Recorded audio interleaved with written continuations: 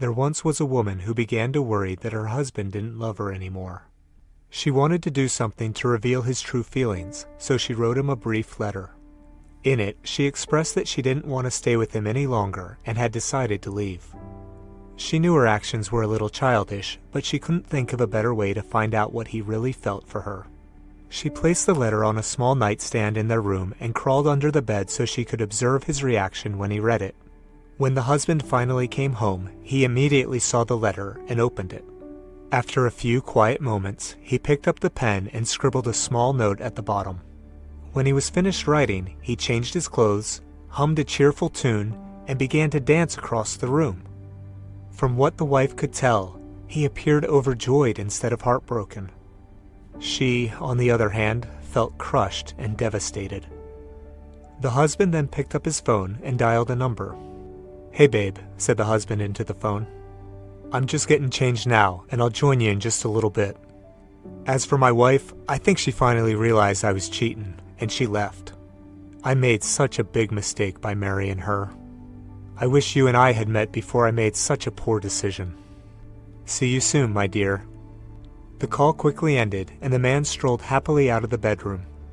Moments later, the wife heard the front door close and the car leave the driveway. The woman began sobbing and climbed out from beneath the bed to read what her unfaithful husband had written. Through bleary eyes, she read, "I could see your feet under the bed, my love. I'm going out to buy bread." Of all the things in life to marvel at, love is at the top of the list. Any attempt to understand this subject must first recognize that there's an element of mystery to love that can never fully explain the natural chemistry between two people. There's also incredible variety in how couples end up together, and a single chapter in a small book can't fully capture the complexity of every relationship. If some of the principles outlined in this lecture don't apply to you, or if you know someone who's had a different experience, that's okay. Love is neither bound to the thoughts I'm sharing, nor the types of relationships I'm covering.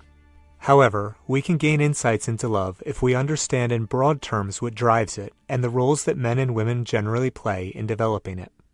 There will always be exceptions, but understanding the dynamics behind these general rules allows us to create a framework that works in our favor for creating and fostering loving relationships. When discussing this topic, we'll have to address several ideas that sound good at a superficial level, but that end up doing more harm than good. This is particularly true of any advice that pits men and women against each other. Tapping into the divisive side of humanity is a powerful way to spread ideas and gain popularity, but the ideas themselves severely jeopardize our ability to form healthy relationships. If you're currently following advice that teaches you to have animosity towards one gender or the other, I encourage you to distance yourself from it. Most of the other damaging ideas perpetuated on this topic ignore the opportunity cost of our actions. When we make a choice that leads to a desirable outcome, it always comes at the cost of something else. Sometimes it's at the cost of something we don't care about, but more often it comes at the cost of a separate, desirable outcome. When we suggest that mutually exclusive results are not mutually exclusive, our expectations become distorted. A proper understanding of these dynamics recognizes that we must make trade-offs regarding which benefits we want to optimize for, and it's generally most prudent to optimize for the most beneficial long-term outcome. The objective of the framework described in this chapter is to bring men and women together so they can form successful families. Success will be defined as having high levels of well-being and love between the man, woman, and children involved. The principles we'll discuss are designed to ensure the needs of all three of these groups are being met. To accomplish this goal, men and women must work together in different roles and remember they are on the same team with a shared purpose. Additionally, this framework requires each gender to embrace moral standards to maximize the likelihood of long-term relationship success. This is not only for their personal benefit, but also to create a healthy and safe environment for others to find successful relationships. Speaking in evolutionary terms, the primary reason men and women come together is to create and raise children. Not all couples will procreate, and there are many worthwhile secondary reasons for pairing off. However, secondary reasons should not be given the same weight as primary reasons, or we will skew our understanding of this topic and draw incorrect conclusions. Let's repeat that and continue discussing love based on this important premise. Love's primary purpose is to keep couples together so that they will create and raise children in a safe environment. Period. Full stop. This implies, correctly, that pairing off is more about benefiting the children created by the couple than benefiting the couple themselves. For our species' continued survival, the next generation of humans is always more important than the current one. This is the reason that optimizing for children's needs comes first. When we place the needs and desires of adults ahead of the needs of children, we ignore this critical truth. We also proceed down a path that becomes increasingly dangerous over time for society. This doesn't mean that adults are bound to do everything in their life for their kids, or that adults don't reap tremendous benefits themselves from love. It also doesn't mean that individuals who form couples lacking the natural ability to create life are less deserving of love and companionship than others. We all come to Earth the way we come, and no one should ever be discriminated against for the natural attributes that make us who we are. It does mean, however, that as a society, we shouldn't promote the secondary benefits adults derive from love ahead of the primary purpose for which it exists. Accordingly, given love's primary role of leading to the creation and raising of children, our focus on love will begin there. When it comes to the mechanics of creating children, men and women play different roles. Biological women are responsible for the time-consuming and arduous process of incubating, birthing, and nurturing new life. Biological men are simply responsible for transferring their DNA. These different roles have significant implications. The first implication is that the reproductive traits women possess are far more valuable to the human species than the reproductive traits of men. This higher value comes from the fact that the woman's role is far more difficult and time-consuming. This doesn't mean that there is no value in men's role, but the value provided is not equal. The second important implication is that this increased inherent value comes at a cost. The same reproductive abilities of women that make them more valuable also make life inherently more physically difficult. Women face demands on their body like pregnancy, childbirth, menstruation, having a shorter window for producing children, menopause, and so on.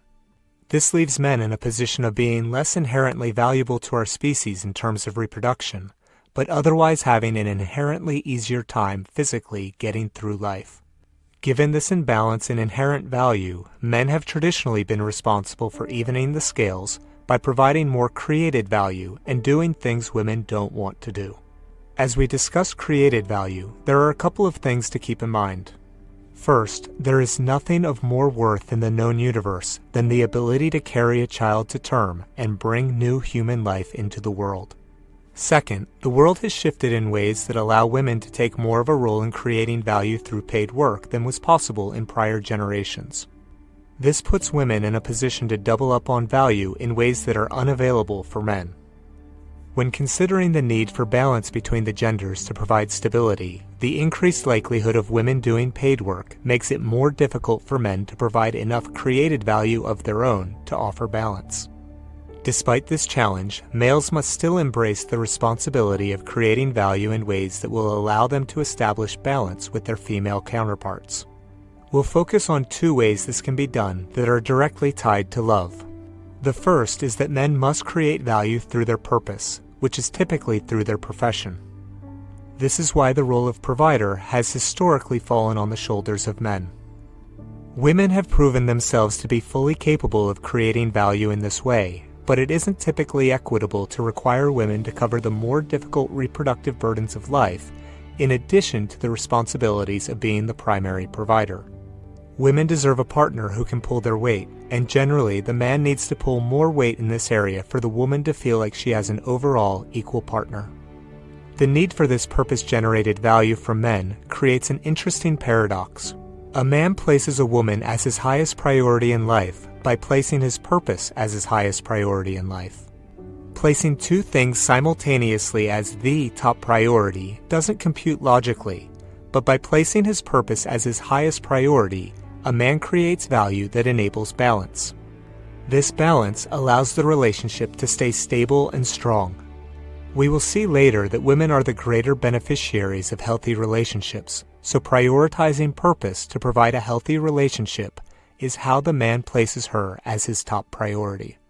Another way I've heard this concept explained is that the fight a woman always wants to fight, but never wants to win, is to be the top priority in a man's life.